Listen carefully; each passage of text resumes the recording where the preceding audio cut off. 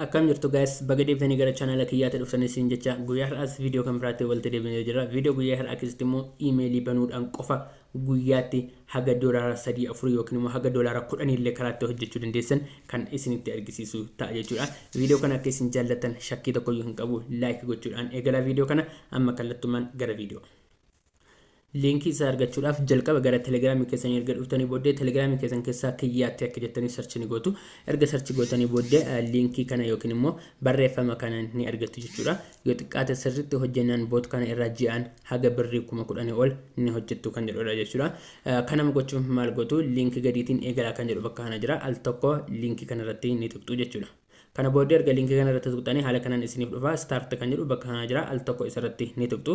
Erga haala kanaan irratti tuqxanii booddee maal godha haala kanaatiin isiniif ni dhufa jechuudha. Barreeffama kana dubbisuu ni dandeessu. Register email accounts and get paid for it jedha. Bakka kanatti for each account you will receive for 0.27 jedha. Akkaawuntii tokko bantanii akkaawuntii tokkotti doolaara 0.27 hanga 0.33 argattu jechuudha.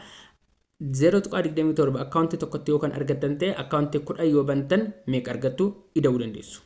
Kana jechuun akkaawuntii 10 yoo bantan guyyaa tokkotti doolaara 2.27 argattu jechuudha. Doolaara 2.27 immoo guyyaa 30 yoo hojjettan ammallee ida'a ji'a tokkotti meeqa akka argattan.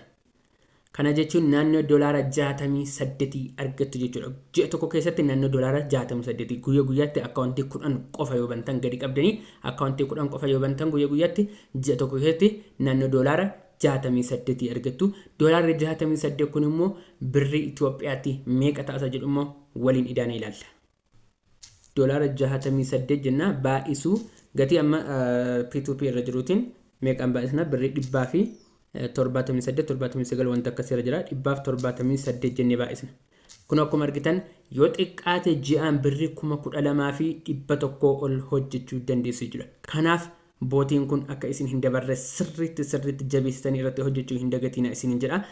Amma kallattumaan gara bootiitti deebine akkamittiin akka hojjechuu dandeenyu tokko tokkoon kan isinitti argisiisu ta'a. Akkamittiin akka iimeelii bannus isinitti nan argisiisa jechuudha. Okay, erga dhuftanii start gootanii booddee amma gara akkaawuntii kiyya isa duraatti deebi'een jira. Erga dhuftanii start gootanii booddee maal gootu bakka kanaatti mallattoo roga afurii kan qabdu kana irra ni dhuftu. Kana booddee maal gootu bakka kanaatti register a new account kan jedhu bakka kana jira. Al tokko isa irratti ni tuqxu. Kana booddee haala kanaatiin isiniif kenna jechuudha. Kan isin bantan amma akkaawuntii kanadha jechuudha. Jalqaba isiniif kenna bakka kanaatti first name kan jedhu jira. Last name x hin jiru jechuudha. Achi email immoo bakka kanaatti ishee kana guutu password illee kan inni isiniif kenne kana inni guutu. Amma kallattumaan gara Gmail akkaawuntii kiyya deemen wajjin bannaa jechuudha. Gara Gmail akkaawuntii keessan erga dhuftanii booddee gara oliitiin mallattoo profaayilii keessan irratti ni tuqxu. Sana booddee gara gadii xumurarra dhufuudhaan adde anaazer akkaawunti kan jettu jirti. Al tokko ishee irratti tuquudhaan gara fuulduraatti ni dabarsitu. Sana booddee Google kan jedhu bakka kana jira. Al tokko irratti tuquudhaan ammallee gara fuulduraatti ni dabarsitu jechuudha. Kana booddee paaswordii keessan isin gaafata yoo ashaaraa ta'es ashaaraa keessan guutuudhaan gara fuulduraatti ni dabarsitu jechuudha. Kana booddee haala kanaatiin isiniif ni dhufa maal gootu create account kan jettu bakka kana jirti. Al tokko ishee irratti tuquudhaan for my person use kan jedhu bakka kana jira. Al tokko isarratti ni tuqxu jechuudha. Kana booddee first name fi surname kan jedhu nu gaafata. Al tokko gara telegiraamii keenyatti ni deebina jechuudha. Kana booddee first name isa jedhu kana al tokko irratti tuquudhaan copy ni godhanna. Kana booddee bakka emailiitti bannutti deebi'uudhaan paste ni goona jechuudha. Next ni goona kana booddee. Amma guyyaa fi bara dhalootaa nu gaafata. Callisnee mugunna bakka kanatti haga barbaadan guutuu dandeessu. Dirqama miti. Umrii keessan garuu 18 ol gootanii guutuu qabdu. 1999 gaditti osoo gootan baay'ee bareedaadha. Kana booddee gender kan jedhu irratti kan barbaadan filachuu dandeessu. Dhiiras dhalaas kan barbaadan yoo filattan rakkoon qabu. Sana booddee next gootanii gara fuulduraatti ni dabarsitu. Sorry guyyaa 58 hin jedhee. 23. Kana booddee next ni goona. Bakka kanatti immoo username nu gaafata. Username kana maal goona gara telegiraamii keenyatti deemnee username kana fudhachuuf bakka kanatti email kan jettu jirti. Al tokko ishee irratti tuqna. Kana booddee ofiisaa copy nuuf godha. Amma immoo bakka emailii keenyatti bannu deebinaa jechuudha. Kana booddee paste irratti goona sama copy godhannee dhufne next goona gara fuulduraatti dabarsinaa jechuudha ammas. Amma immoo password nu gaafata. Password keenya ni guunna mallee passwordis asumarraa fudhanna copy ni godhanna ishee kana. Kana booddee duubatti deebi'uudhaan paaswordii koppii godhanne kana next goonaa jechuudha erga itti guunnee booddee. Kana booddee amma nuuf banaa jira haga inni nuuf xumurtu obsaan eegna. Amma kana booddee erga haala kanaatiin nuuf dhufee booddee maal goona phone number nu gaafata yeroo tokko phone number isin gaafachuu danda'a yeroo inni phone number isin gaafatu dhiisanii fakkeenyaaf guyyaatti yeroo isin akkaawuntiiwwan garaa garaa bantan yookiin immoo akkaawuntiiwwan irra deddeebiidhaan yeroo baay'ee yeroo isin bantan phone number isin gaafachuu danda'a yeroo sana dhiisuudhaan yookiin browserii kan biraa filattu yookaan isin immoo dhiistanii xiqqoo turtanii yaaluu qabdu jechuudha. Amma immoo daqiiqaa xiqqoo booddee ani deebi'ee ofii mokkoreen jira haala kanaatiin naaf hojjete jira erga haala kanaatiin isiniif dhufee booddee maal gootu gara gadiitiin next kan jettu jirti next kan jettu irratti fuudhuudhaan gara fuulduratti dabarsitu kana booddee haala kanaan isin dhufa gara olitti scroll gochuudhaan gara gajjallaatiin I agree kan jettu jirti I agree kan jettu sana seera isaanii akkasiin fudhatan agarsiisa isa irratti tuquudhaan ammallee maal gootu gara fuulduratti akka inni isiniif dabarsu ni gootu jechuudha. Kana booddee haala kanaatiin isiniif xumuree jira amma erga haala kanaan isin xumuree booddee ofiisaa keessaatii gara duubaatti isin deebisa kana booddee deebitanii maal gootu isin seenuudhaan wantoota guutuu qabdan ni guuttu gara telegiraamii keessanitti ni deebitu jechuudha. Gara telegiraamii keenyatti erga deebinee haala kanaatiin maal goona den kan jettu irra keessa jirti ishee irratti tokko tuqna sana booddee haala kanaatiin nu dhufa enable two step verification yookiin immoo 2FA kan jettu jirti ishee irratti tuquudhaan 0.33 USDT akka nuuf kaffalu godhanna complete kan jedhu immoo gajjallaatiin jira isa tuqnee immoo 0.27 fudhannee bahuu dandeenya kanaaf maal gochuu qabna isa irra caalaa argachuu gatii qabnuuf enable 2FA isa jedhu yookiin immoo 2 step verification isa jedhu tuquudhaan click again to confirm kan jedhu jira jalqabarra isa irratti ni tuqna jechuudha. Kana booddee gara gadiitiin barreeffamni wayii tokko jirti send the QR code of the authenticator kan jedhu jira. Kanaaf maal goona gara Google keenyatti deemnee QR code copy godhuudhaan yookiin immoo screenshot kaasuudhaan deebisnee finnee asirratti galchina jechuudha. Kana gochuuf maal goona jalqaba gara Gmail account keenya ni deemna erga Gmail account keenya deemne booddee gara oliitiin mallattoo profile keenya jira ishee irratti tuquudhaan gajjallaarraa account isa amma banne sanarra buufanna jechuudha. Erga haala kanaan account isa amma banne sanarra buufannee booddee ammas deebinee profile keenya irra ni tuqna sana booddee manage your Google account kan jedhu jira isa irratti tuquudhaan gara fuulduraatti akka nu dabarsu goona jechuudha. Kana booddee haala kanaan nuuf dhufa erga inni haala kanaaf nuuf dhufe booddee gadi ni dhufna security and sign in kan jettu barreeffamni wayii tokko jirti ishee irratti al tokko tuquudhaan gara fuulduraatti akka nuuf dabarsu goona maaliif jennaan authenticatoriidhaaf yookiin immoo screenshotii sana akka nuuf kennuuf jechuudha.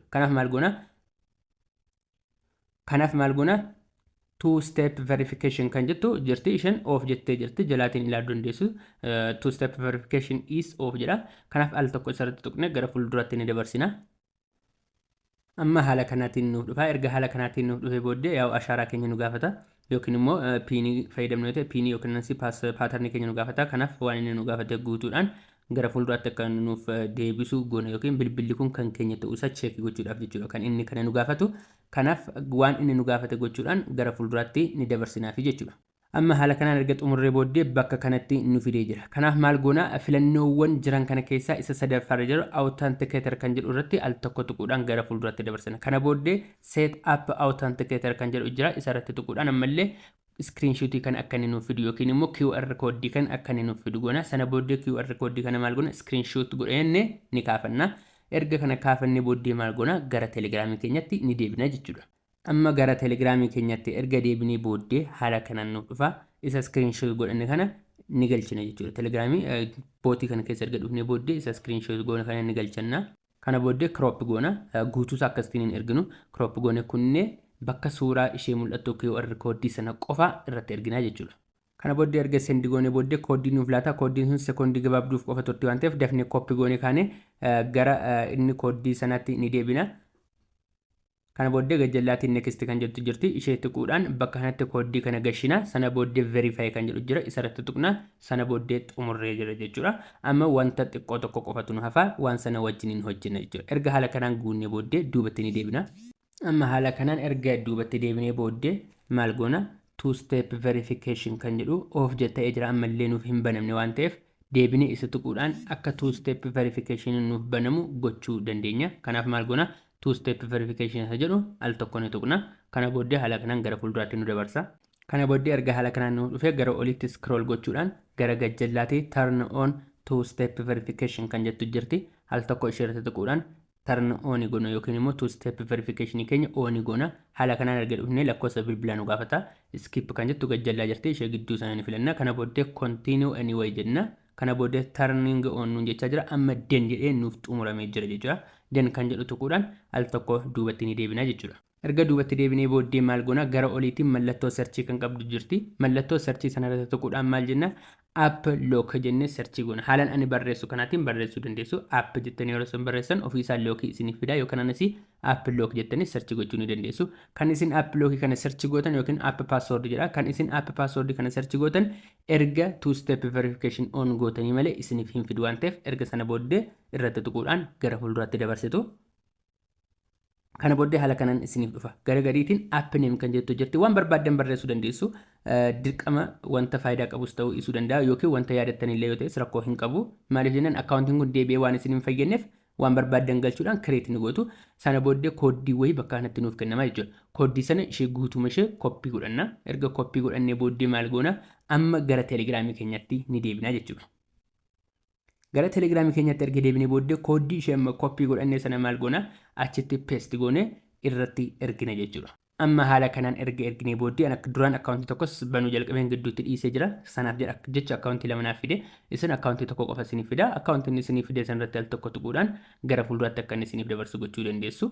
Kanaaf amman akkaawuntiin isaan irratti banaa jiru kanaaf nan filadha jechuudha. Kanaaf akkaawuntii sanarratti al tokko tuqeen waan inni naaf fidu walumaan ilaalla. Kun akkuma argitan 0.33 naaf ergamee jira yookiin immoo naaf kennamee jira. Kunis kan inni naaf kenname maadha created to hold jedha. Hold irratti naaf kenname. Akkaawuntiin ani banne sun erga check godhamee booddee maal jedha akkaawuntiin sun baalaansii kiyya irratti addii naaf godhama jechuudha. Baalaansii kiyya yookiin immoo doolaarri sun baalaansii kiyya irratti addii naaf godhama jechuudha. Haala kanaatiin hojjettanii irraa baafachuu dandeessu. Sana booddee akkaawuntii keessaa kana loogaawut gochuu ni dandeessu jechuudha bilbila keessan irraa. Kanaaf haala kanaatiin hojjettanii irraa fayyadamuu dandeessu. Guyyaatti aan immoo akkaataatti irraa baasan viidiyoo isaa isiniif hojjedha. Akkaataatti irraa baasan viidiyoo isaa akkan isiniif hojjedhu yoo barbaaddan wizdraw jechuudhaan koomentii jalatti naaf barreessaa. Viidiyoo biraatiin hamma walitti deebinutti immoo nagaan naaf tura. Goodbye.